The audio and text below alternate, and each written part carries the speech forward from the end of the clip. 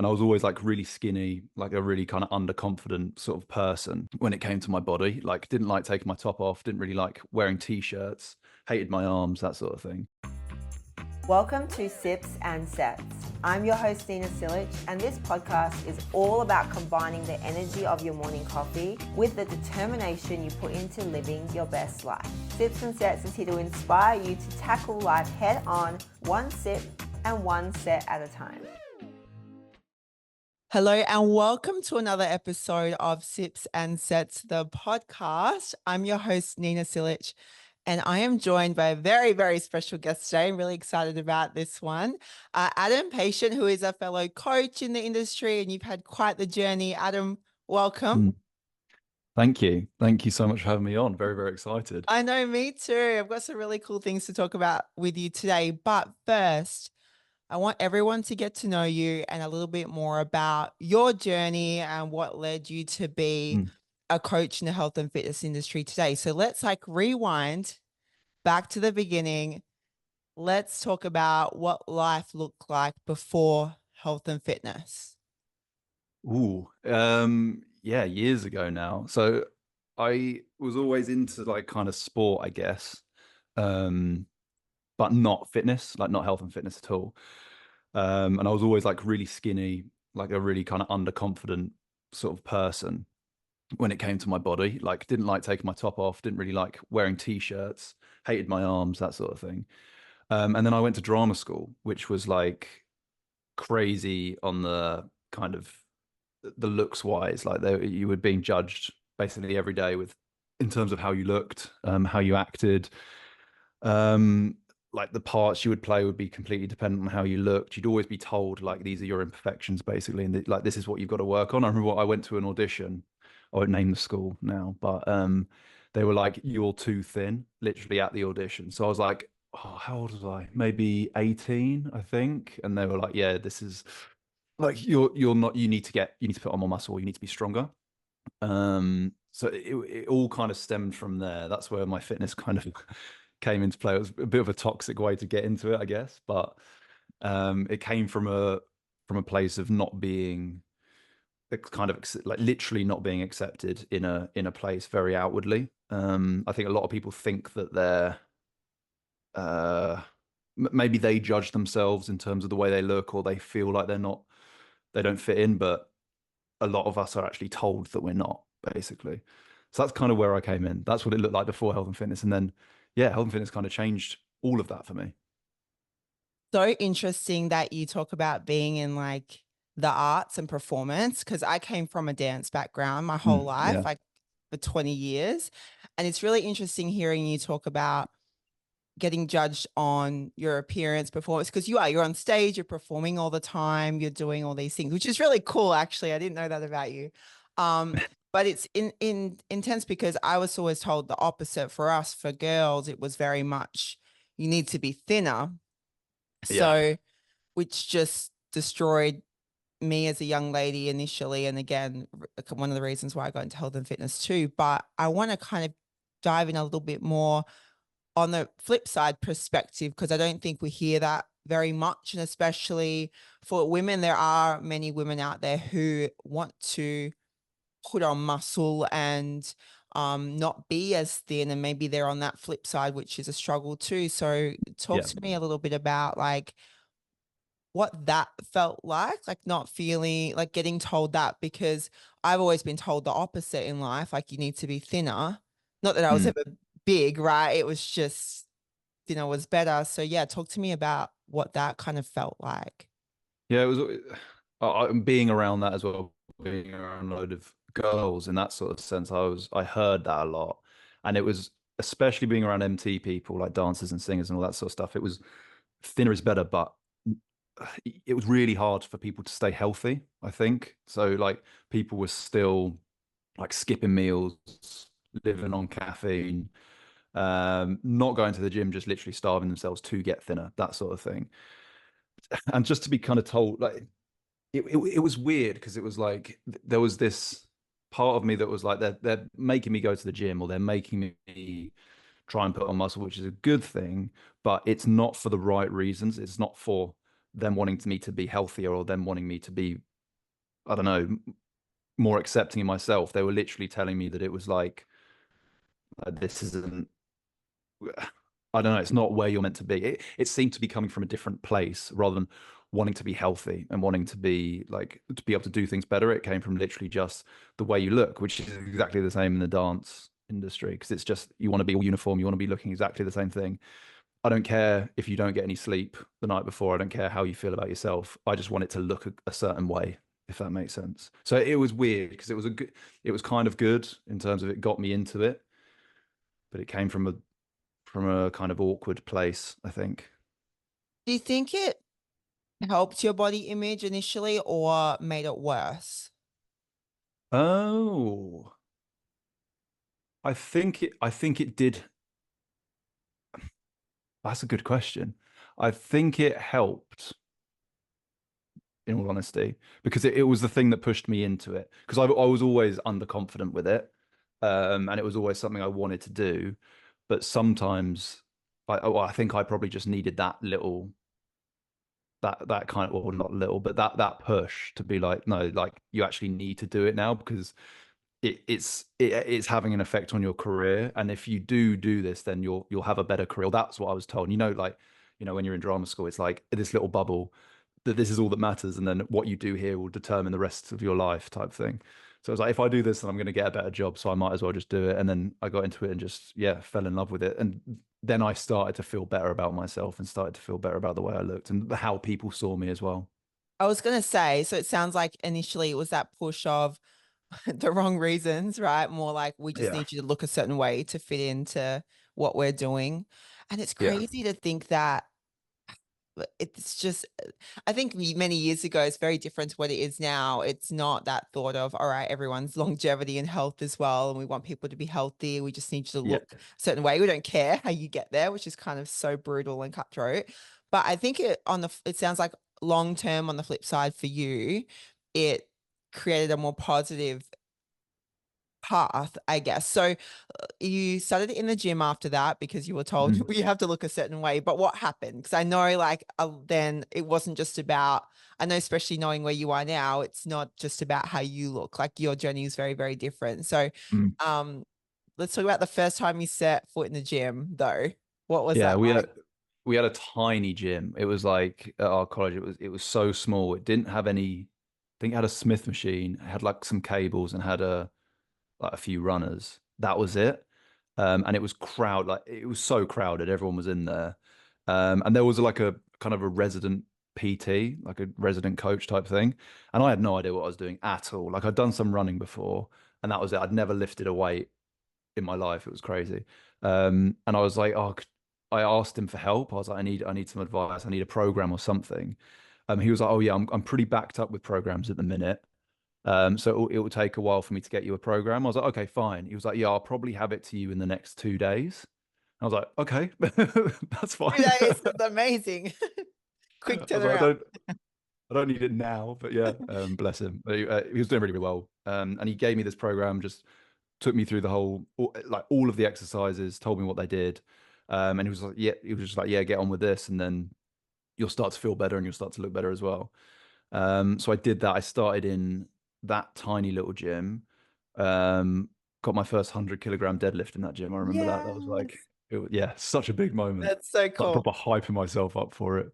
People were like, it's just on their lunch break. It's crazy.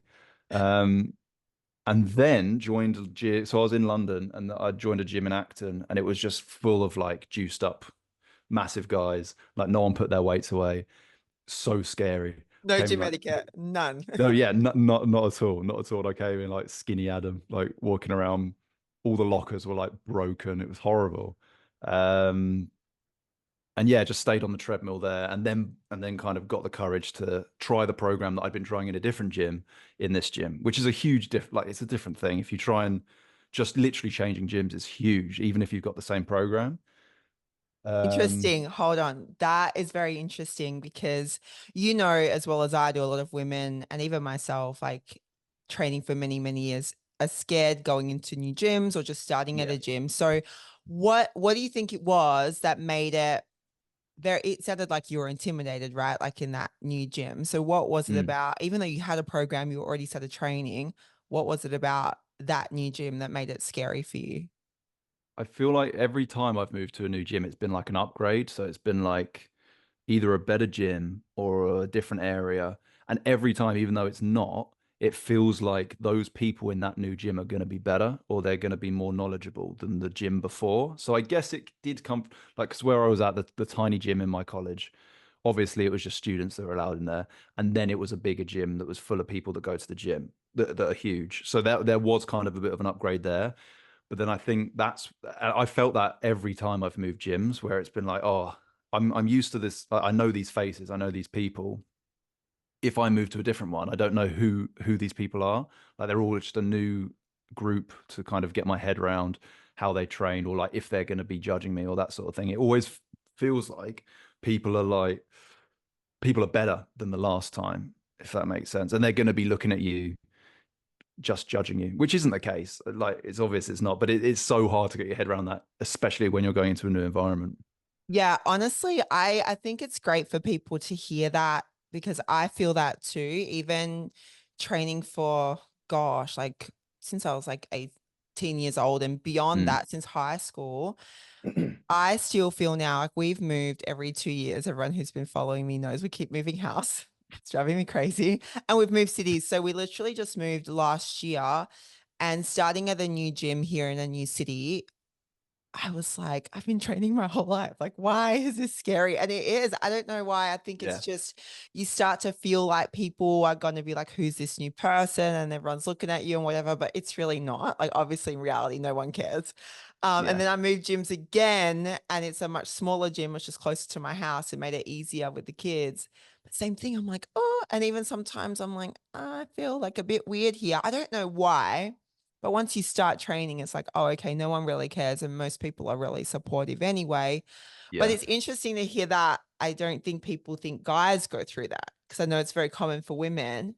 But for Mm. men to hear that from your perspective is really interesting. And do you think it's more because those people were further along in their journey and you just didn't feel maybe I don't know. It's interesting, isn't it? It's like sometimes I feel like, am I deserving to be here? Am I fit enough to be here? I'm not in my best shape Yeah. right now, or like those kind of thoughts. So, what do you think it was for you? And I guess the gym is like it's such a um kind of a sacred place for a lot of people, and it's a lot of people's safe space, and that kind of builds a little bit of a community as well. Like I know gyms I go to, I know people there, even though if I've never, like, even if I've never spoken to them, I know them, and like we know each other. We know that we both train there. We kind of know how we train, even though we've never had a conversation. So there's always that kind of bond that you have with people in your gym that you haven't even interacted with. You feel comfortable around them, or you just feel normal training in front of them because that's what you do in a day to day. So coming into that from not knowing anything and not knowing have not having any of those connections, every like it you know that it throws people off and you know people are like, oh, this person's new, even though it's not a bad thing. Like it's good. When I started training, like training people at a gym, I had the same thing. It was like, what gives me the right to come here and start to tell people what to do, even like because people have been training here for years and years. I don't even know where things are in this gym, and now I'm coming in like trying to sell my services type thing. It happens at every single level, even for PTs, whether you're like new to the gym, you've never tried it before, like you've been training for years and you just want to start a new gym, or if you're a coach and you're joining a new gym to train people there. There's always that relationship and that bubble that you need to kind of burst that happens in the first couple of weeks to then for you to start feeling comfortable and start getting like knowing the morning crew, knowing the evening crew, knowing the people that come in at lunchtime or those sorts of things, just getting involved in that sort of area, even if you don't speak to anyone, if that makes sense. Yeah, absolutely. I think just kind of hearing you say that kind of sparked something I've been seeing a lot on social media recently. Seeing people who have just maybe starting their journey, but typically I see it more so for people starting their fat loss journey and Mm. they're like honestly internally terrified to be in there and getting judged by other people and they're almost expecting to be judged or expecting to be put down or whatever the case is. And it just goes to show how important if you've been at a gym for a long time and you see someone new or you see somebody who's maybe starting their journey to be supportive and to have that community. It's almost like you have a due diligence, I feel, if you've been there a long time. Even just to say to somebody, hey, I saw you working really hard today, or I saw Mm. you just starting your program, or like whatever, I haven't seen you here before and you're crushing it. Like those things can make someone's whole day, whole year, or make Yeah, them 100%. make or break whether they come back or not. So it's interesting to hear you say that. I feel that way too sometimes still. And I think that people don't realize that. It's like we're all human no matter how long we've been training for. And we all have our insecurities, or we all have like this journey, even though maybe we're further along than someone who's just started, we're still trying to better ourselves. So I think the pressure you put on yourself is always kind of there. Yeah. But it's important that, yeah, like to create the community in any kind of gym. So if you're new guys who are listening and you're scared to go, we have these feelings too. And don't, if there's always going to be that one person, I feel there's always going to be that one person or a couple of people that just ignore them because whatever, like they're probably, you know what I'm saying? I can't say those Yeah, words on the 100%. podcast. But, but yeah, it's so interesting to hear that, and how important like the community is in the gym. Yeah.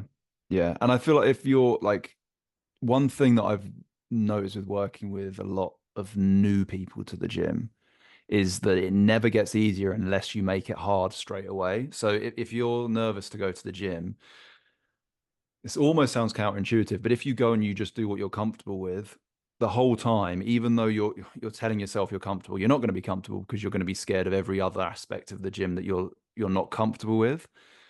And that's just going to delay itself the more and more you stay comfortable. So say if you're comfortable on the treadmill and all you do is you go on the treadmill, every time you go into the gym, everything else is going to be so unknown and it's going to be like scary to you. So as you're on the treadmill, you've still got that thing in the back of your head saying that I don't belong here, or there are bits of this place that I don't understand. So one thing that I do with my guys, if they're completely new, is literally get them into the weight section the first session and just like get them in there, do some free weights, things that people wouldn't normally put themselves through in the first session.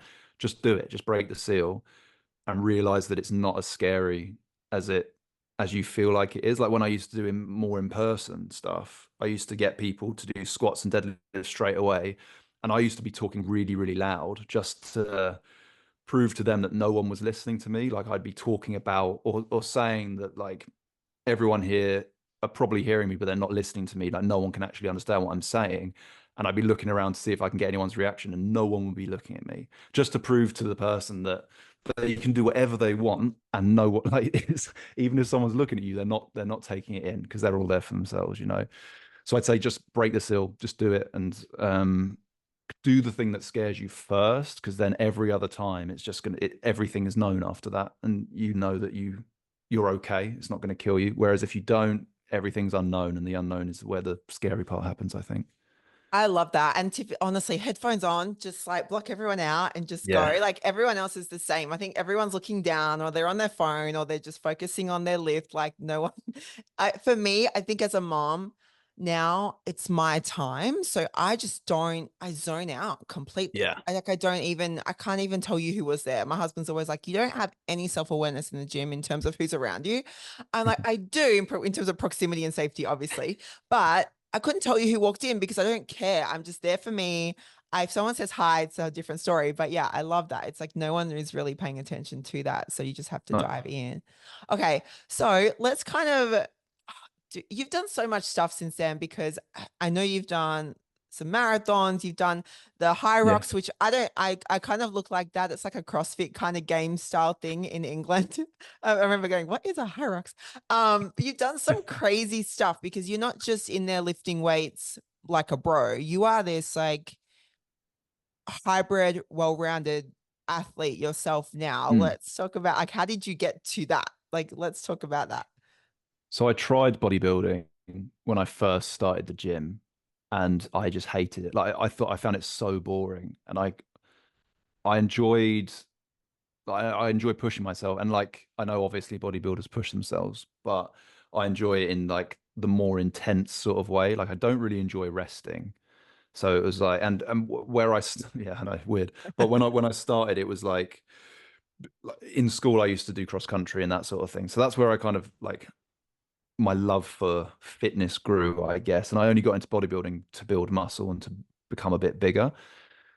So then when I found like ultra marathons, and things where like now new studies were coming out that loads of triathletes and loads of ultra marathoners were taking like miles out of their training, like stopping running so much to then go to the gym and do weight training. And that was like improving their times by crazy amounts. I was like, oh, sick. So you can actually do both. Because when I first started, it was like you can either run and you Yeah. can do cardio or you can build muscle. That's it. So then I had to choose the building muscle part of it. Yeah, no, But I remember if you build muscle, you can't touch cardio at all. Don't even yeah, walk. Don't even do exactly. anything. Like that was back then, you know. Yeah, I remember literally like one like when I first got into so I moved back from London to here and I started at a gym and I was trying to find out a different program and I remember reading something that was like if you want to build muscle when you're out of the gym he was like just don't move like sit down as much as you can. He was even like limit the amount of Wow, times you walk to the kitchen. And I was like, "What? Like this is like that's wild. Be crazy, right?" sedentary and unhealthy the rest of the Yeah. time. So I was like, yeah, this isn't a healthy way to be. Like, yeah, you'll be building muscle, but it's not going to be fun. You're not going to be feeling good.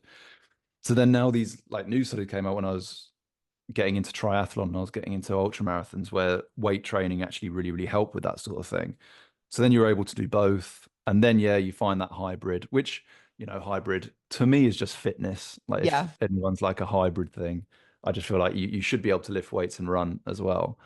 Um, but yeah, like I really enjoy the kind of performance aspect of it now, rather than the way you look. Obviously, I feel like that's why people get involved in it. That's why people start their fitness journey because they're either not happy with the way they look or they want to look a certain way, which is great because that's like the gateway in. And then the reason why people stay in it is because of the way that of the way it makes them feel, because of like what they can achieve, because how they feel when they're doing it, like performance aspect, that sort of thing. So that's the kind of way that I push my clients is they get in because they want to look a certain way, and then they carry on because they want to perform a certain way, or they want to be able to do something that they've never thought they could do before. Like I've run an ultra marathon with one of my clients. He tried to beat me, he didn't beat me, but he like never thought he'd be able to do that before, and he got in because he wanted to change the way he looked and the way he felt.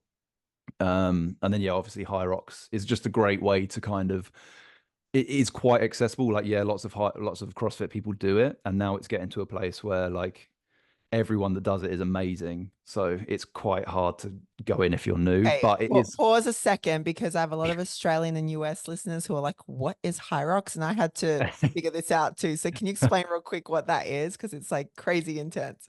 Yeah, um it's a fitness event really. But it's a fitness race. So it came from obstacle course racing. So like do you have Tough Mudder and stuff? Yeah, yeah, Heard yeah. that? That's Yeah. So massive in Australia. yeah, so that's where the like all the people that were like winning and doing really good at obstacle course racing and winning Tough Mudders went over to do High Rocks. High Rocks has been around since like 2012. So it's Wow. been Okay. around, yeah, it's been around for ages. And it's like an 8K race. So you do 1K, you go and you do a sort of like a fitness thing, and then you go out, you do another K, come back in, do another fitness thing like a sled push or like skiing or rowing or that sort of thing. It's always the same, like it's always the same race. And you get scored on each thing. So you get scored on each, like your time for each kilometer. Then you get scored on your row time. You get scored on your ski time. Get scored on your wall ball time. So it used to be you could win in a certain thing. So you could win in your row in your age category. Gotcha. But Okay. even if you didn't place in the whole thing, your row could be the quickest, or your burpees could be the quickest. But now, because everyone who does it is so competitive, and it's like there are coaches for it, people train for it, it just gets sold out really quickly. You're never going to win anything. Like it's not a thing. So you just have to accept that there are people that take it very seriously, and you just have to do it. And that's what kind of is pushing me away from it now. It's because it's not so accessible anymore. Gotcha. Well, it is, but it's You're not gonna as do it for successful. yourself more so, like to do something different and to push yourself rather than going in to like win something. Yeah, exactly. A lot of people do it Gotcha. to get a really good time and to win like everything, which is cool. But yeah, it's not It's for just everyone. not, it's different. Okay, which is very cool. So you do like a lot of those things, events and things, which is fantastic. What I love and what I'm hearing from you there is that you had to make fitness more fun for yourself. Mm. So bodybuilding essentially, like bodybuilding is essentially just lifting weights. Like that's all you're really doing. You're not really doing much else. You might be doing some walking or some kind of complementary cardio with that. But Yeah. you made it fun. And I think a lot of people forget that they're allowed to do that. Like you don't have to just go in doing one thing, especially with you and your goal being the primary goal being I want to build muscle, and to hear you Mm. saying I'm still doing all these other things is really cool. I think people forget they can design their own what their lifestyle looks like and what the program Yeah. looks like. Yes, you have to have some core fundamentals, like you still have to lift weights, right? Mm. To build muscle and keep muscle, but you're doing all these things that make it really fun. Like, Yeah. what changed when you decided to add those activities that made it more enjoyable for you? It stopped me not wanting to go. I guess I don't know, when you're like feeling demotivated or anything, and you're like, oh, I really can't be asked to go to the gym now. I haven't had that in years now. Like when I'm feeling, oh, I can't be asked to go to the gym, or that I'm feeling demotivated today, the first thought I get is go to the gym and you'll feel better. I never feel like I don't want to go to the gym, basically, because it's fun. And Yeah. like I feel like it's bred into us, especially for girls, that fitness isn't fun. And fitness, like in school, fitness is used as a punishment. Like if you're in PE and you do something bad, it's like 10 press ups or whatever, like that, or you run around the field. It's just viewed as a punishment. It's viewed as something bad. So we're all now bred to think that, you know, we're just going to hurt ourselves when we go to the gym, or like it's a thing that we shouldn't want to do. Whereas like, but everyone wants to lose weight or everyone wants to build muscle. They just don't want to do the thing to get there. What people don't understand is there's like 1,000 ways to get to that point. You just have to find the one way that you enjoy. And it's cool to find other ways that you don't like, and you can ditch them as long as you give them a go and you like fully commit to one. But you can switch. Like there's no one way. Like when I thought about building muscle and I thought it was just bodybuilding, that's all I thought. I thought I'd be doing push pull legs for the rest of my life. And that was cool for a bit, and then I got bored of that and then found something else, and it's still working. And that's the same with a lot of my clients. Like we'll do a certain thing until it gets boring or you stop seeing results. They're the two things that you want to focus on. So if you're enjoying it and you're seeing results, they're literally the only two things. If you don't have one of those things, you're not going to carry on. Like if you're enjoying it but you're not seeing results, there's no point. If you're seeing results but you're not enjoying it, you're not going to stick to it because you just hate it.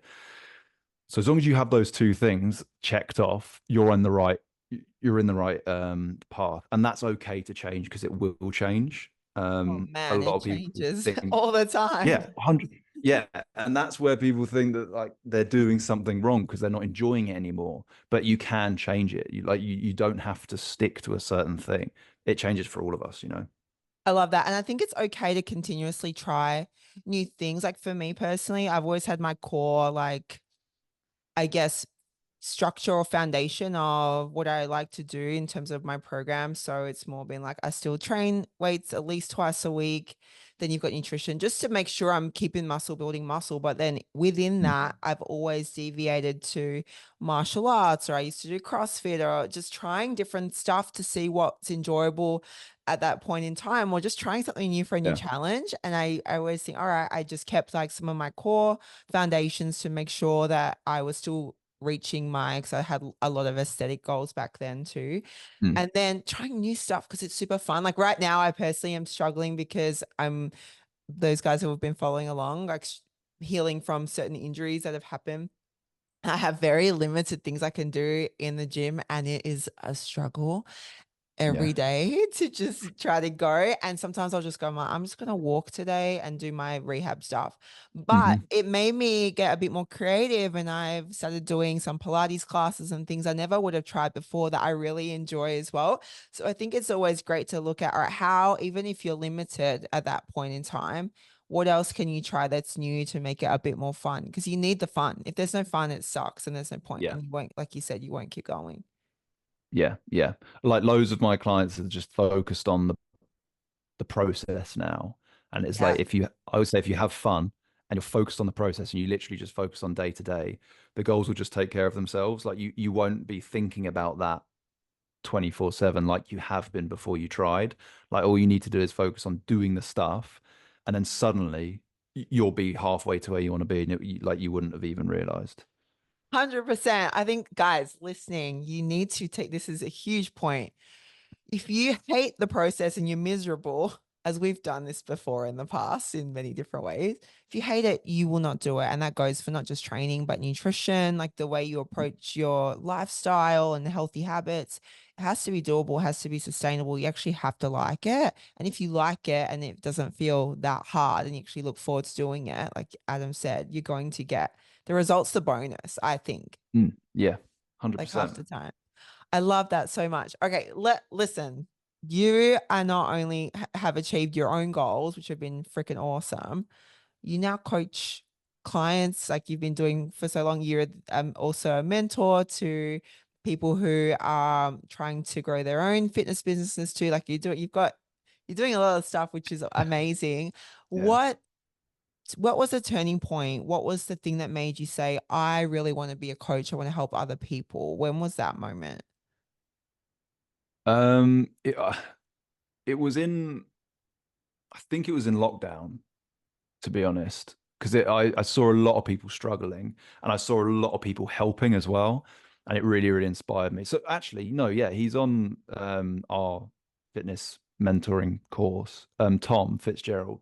He like inspired me completely during lockdown because he was still doing stuff. And it was clear that he wasn't like getting paid for it or anything, or he wasn't making loads of money from it, but he was still putting things out there to help people through lockdown and to help people like stay on top of their fitness because where like, during lockdown like obviously gym shut, you weren't allowed outside for over an hour here, and it was like everyone's fitness was easily going to take a decline, and everyone's fitness seemed to be put on the back burner when everyone's fitness should have been everyone's main priority.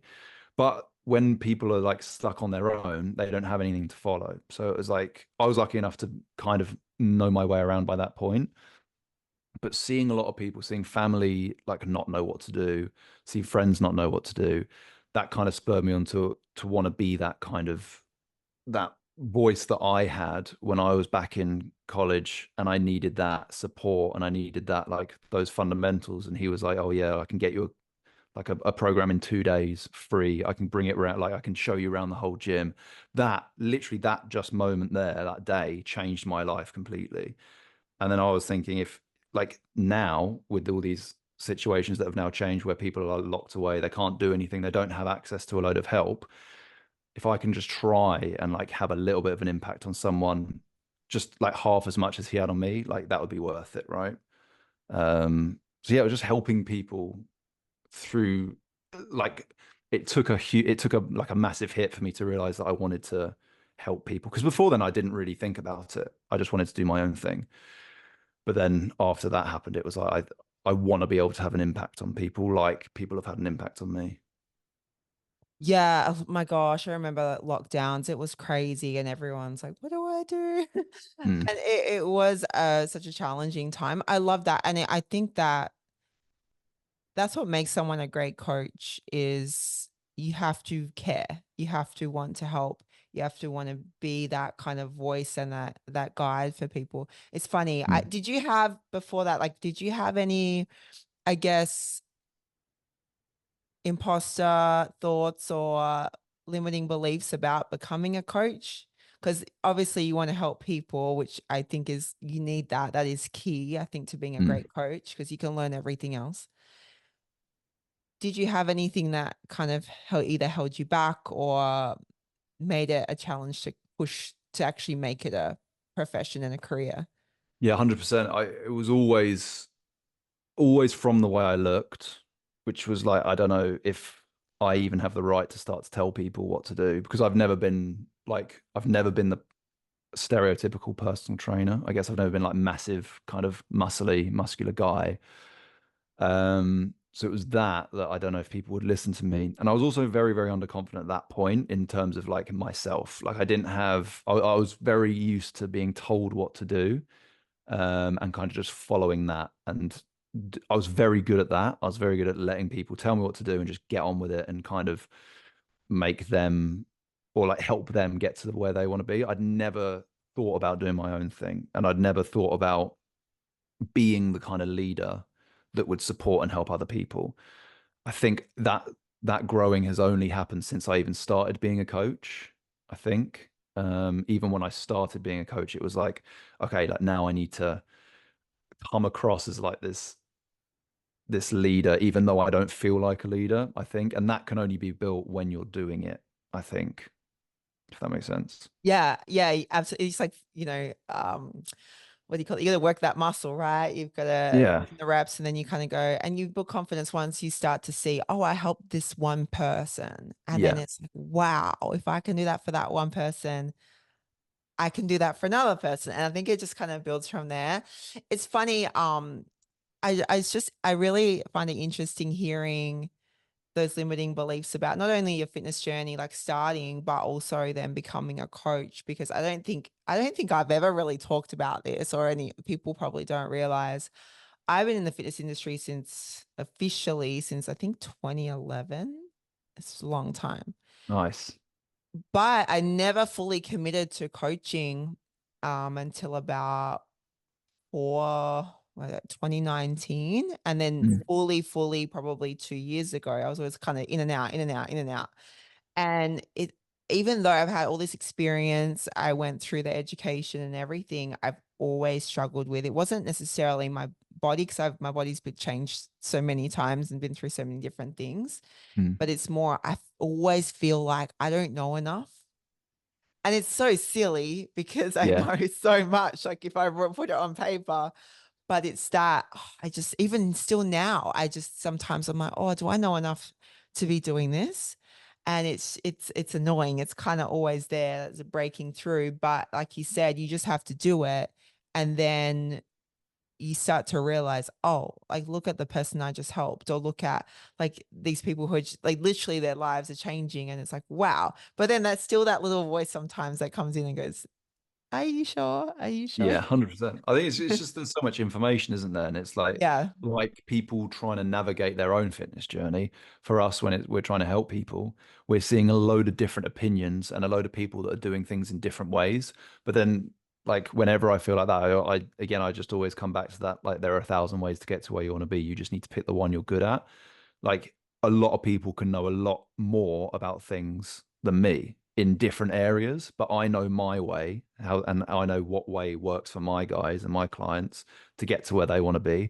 That's all I need to learn, and that's all I need to know. Yeah, I can like branch out and learn about obviously like new things to expand on that, but as long as you have your way of working and you have proof that it has worked, then that's all you kind of need to focus on. Like if you're trying to lose weight and you're seeing all these different things, like you don't know whether to go vegan, keto, whether to not even do a diet at all, weights, whatever. If the way you're doing, of what you're doing right now, if you're not counting calories and you're losing weight, keep doing that. Like, don't then branch off because you've heard someone say that you need to do this to see your six pack or something like that. If what you're doing right now is working for coaches or for people, then just stick to that and just do that more, basically. Yes. You don't have to do a load of stuff. No, I love that. How did you find that for yourself? Like figure that out for yourself, because you came from being this person that wasn't too confident, Hmm.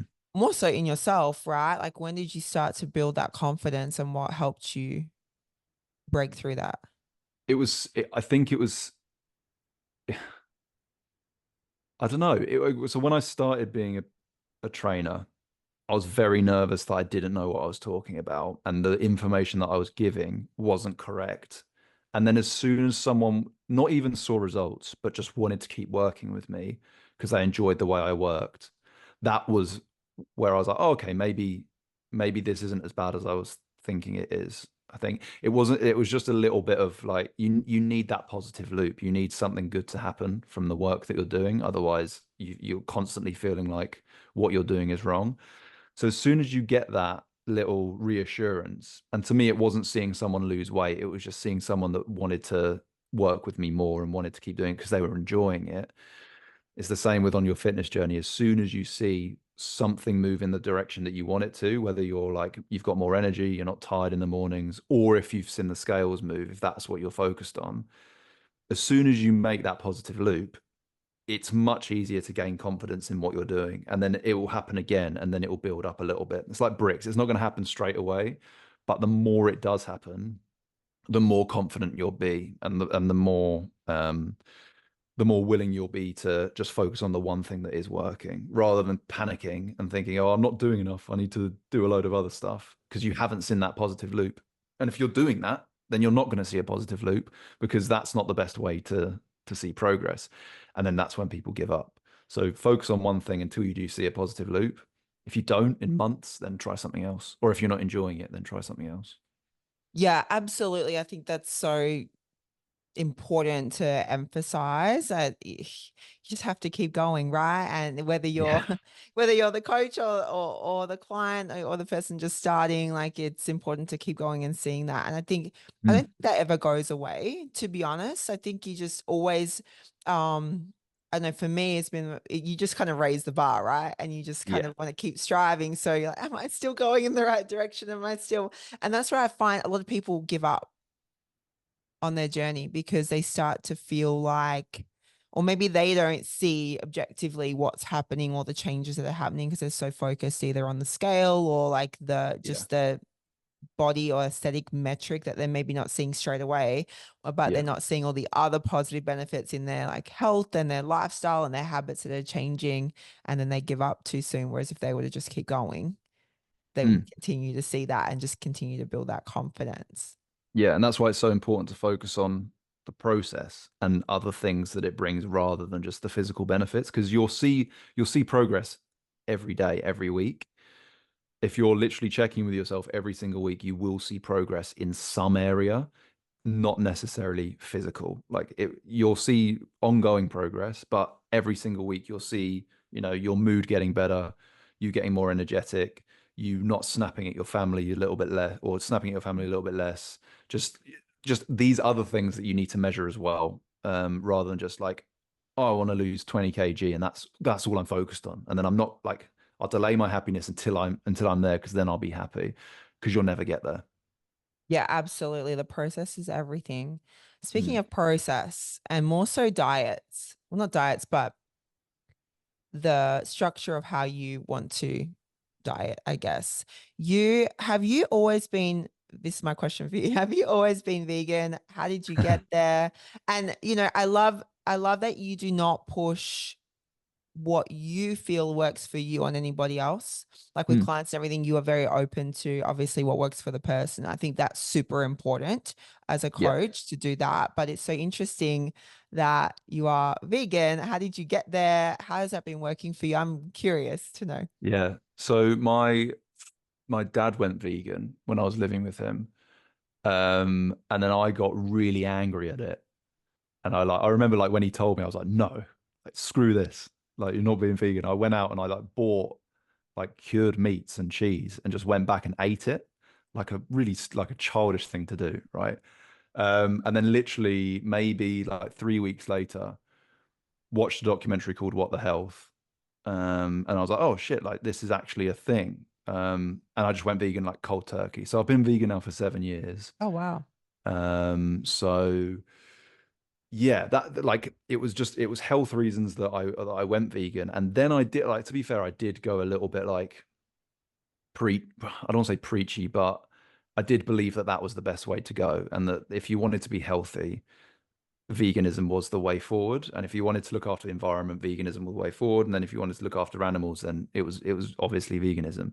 Now I'm a little bit different because I've kind of come to the conclusion that if you're focused on your diet, no matter what diet it is, if you've gone vegan, keto, like paleo, anything, the reason you've done that is probably for health reasons. Like, yeah, you got vegan people that go for the animals, but if you're focused on your diet and you're dialing in on something, the reason you've done that is to be more healthy and to kind of cut out the things that you believe are bad for you.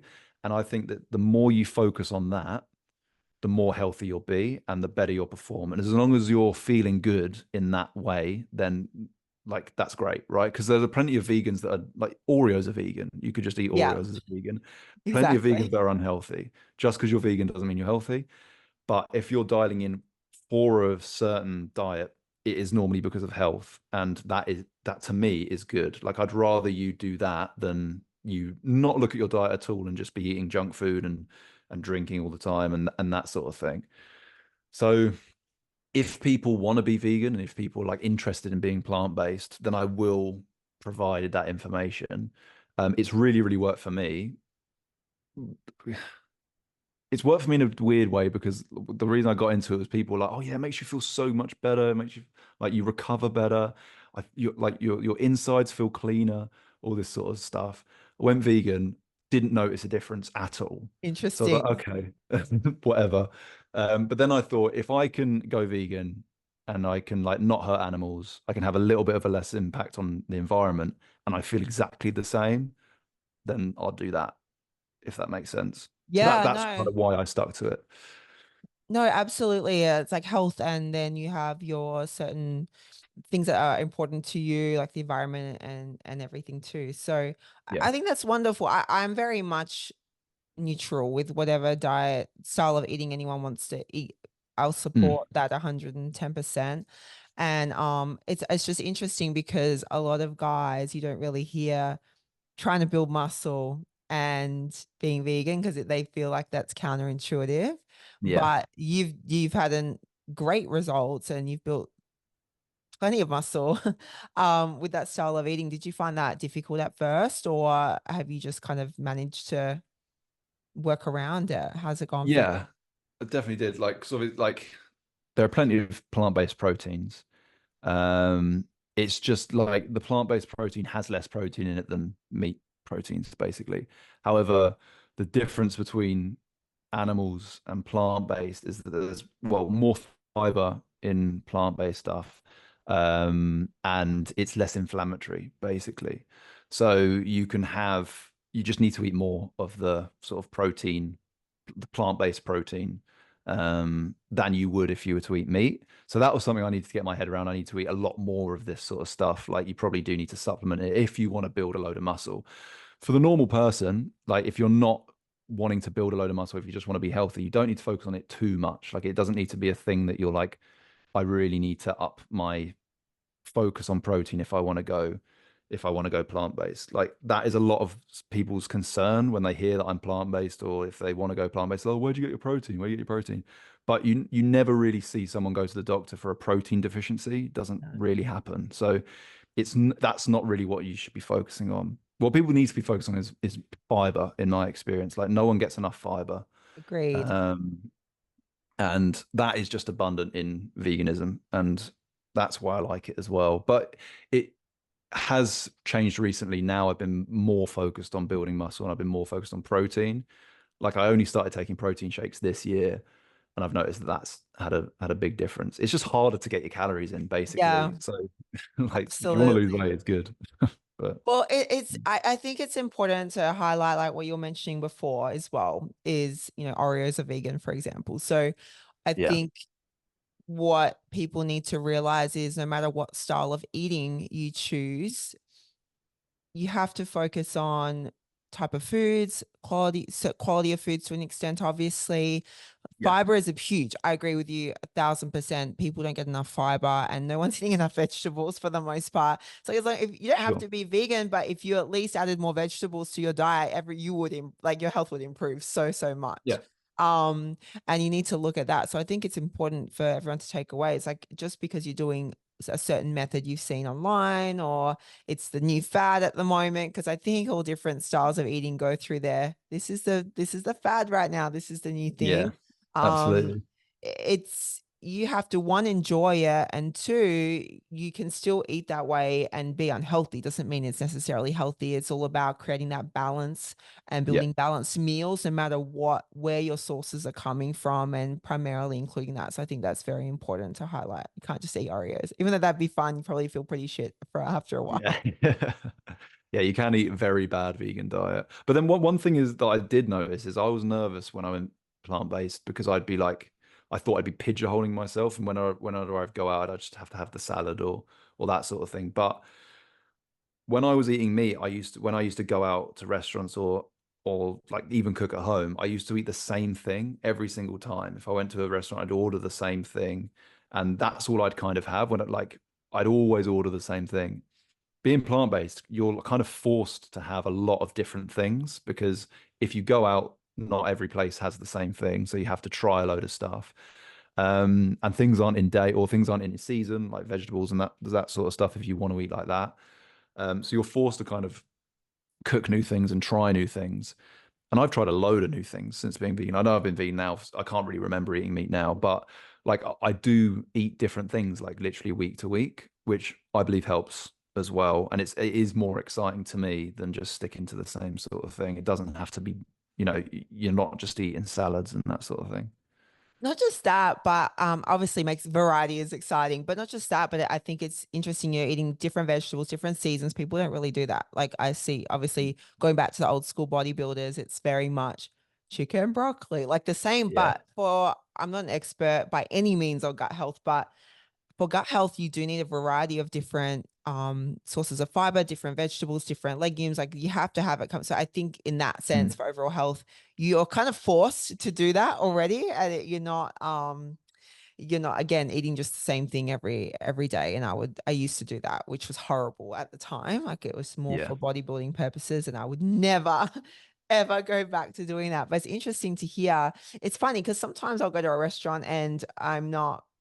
I'm just very like I'm gonna eat what I feel like eating as long as I hit my protein. So sometimes I'll eat more meat, sometimes I'll eat much less. And Mm. I really enjoy some of the vegan options going out just because I'm like, oh, that black bean burger sounds great. I just want to try it, you know? So I think it's important for people to realize they don't have to just eat one way and then that's it. Or you can have more variety or try different things. It doesn't have to, it doesn't mean that you have to stick to that way of eating them forever as well. You can change it Yeah, to for make sure. it work for you. So I love that. I think it's important. Everyone eat more vegetables, please.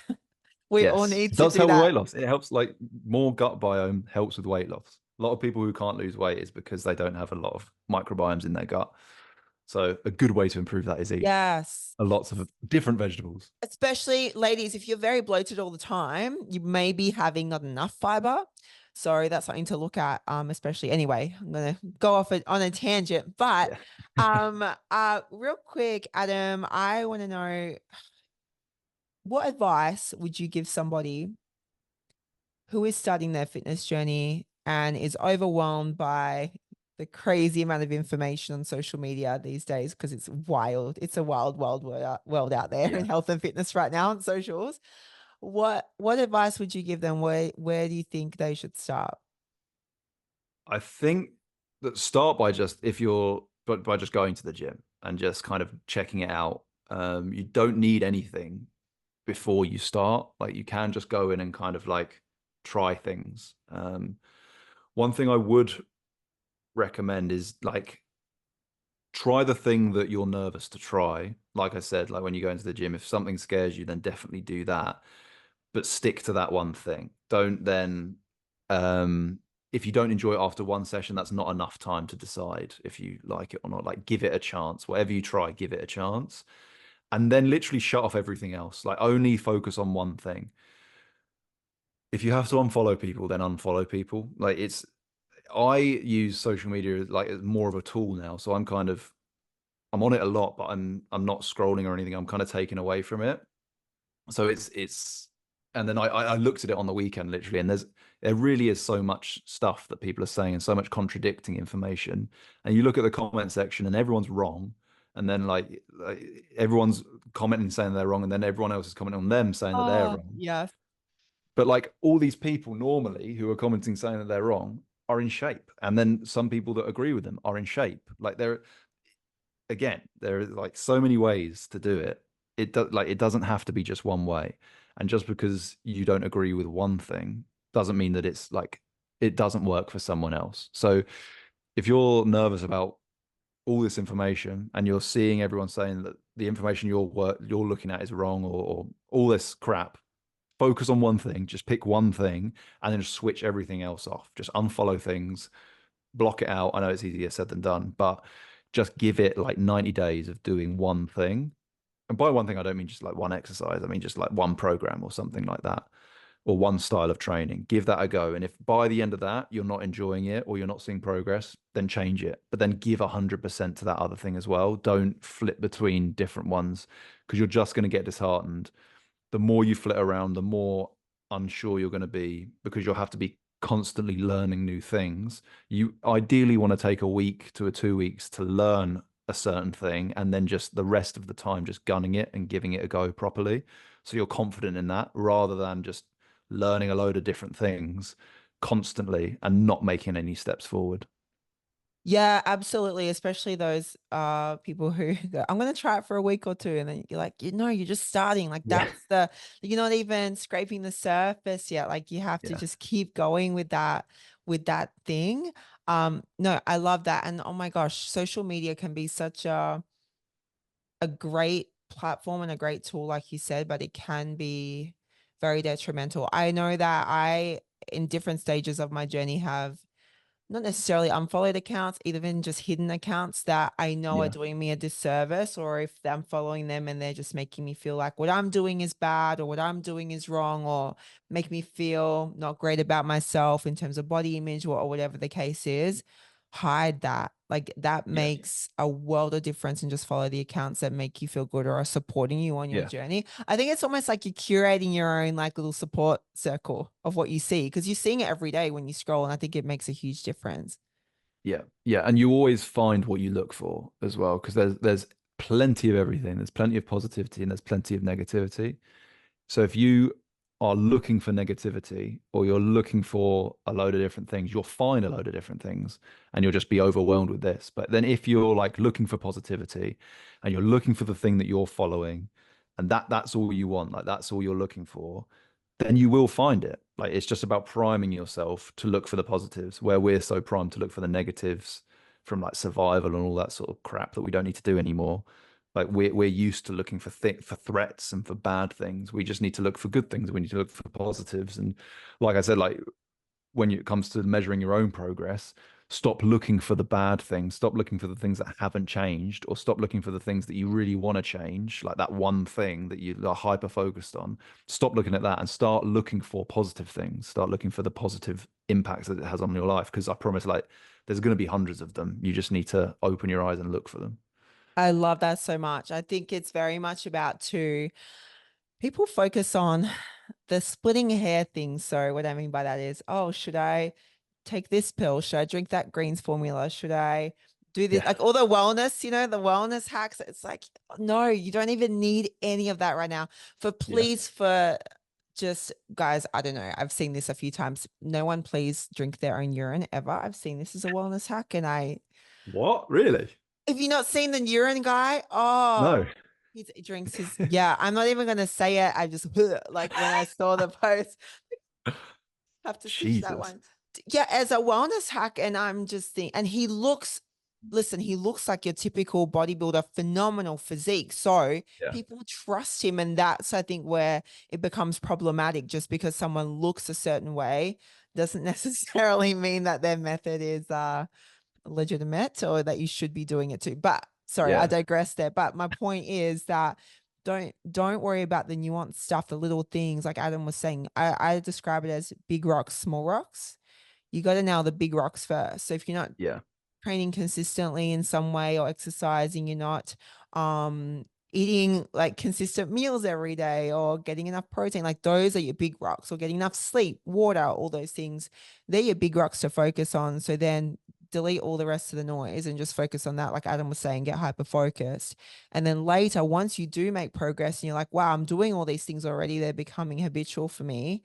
What else can I add? You can then start to kind of tweak stuff, but that's where you guys get Mm. so caught up in the little stuff that doesn't even matter. And I think that's where social media can get really confusing. So just block out all that noise and stay focused and keep moving forward. Yeah. I think one thing I say is do those things when the reason that you want to do those things isn't to make more progress. It's because you're interested Yes. in those things and you want to be like you want to test out or you want to do your own research. It's not like, oh, this isn't working for me, so I'm going to do one of these things. Like it should be, this is working for me, so then what else can I try out because I'm interested in this kind of space?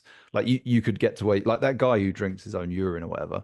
I guarantee he's amazing physique, probably, but you haven't seen the like years of hard work before he was drinking his own urine to Mhm. get to that point. And then he started doing this, and now everyone's like, "Oh, it's because he drinks his piss." But Exactly. it's not. It's because of like years and years of like you said, just doing the training, doing the nutrition, and doing the rest. That's it. That's all you need.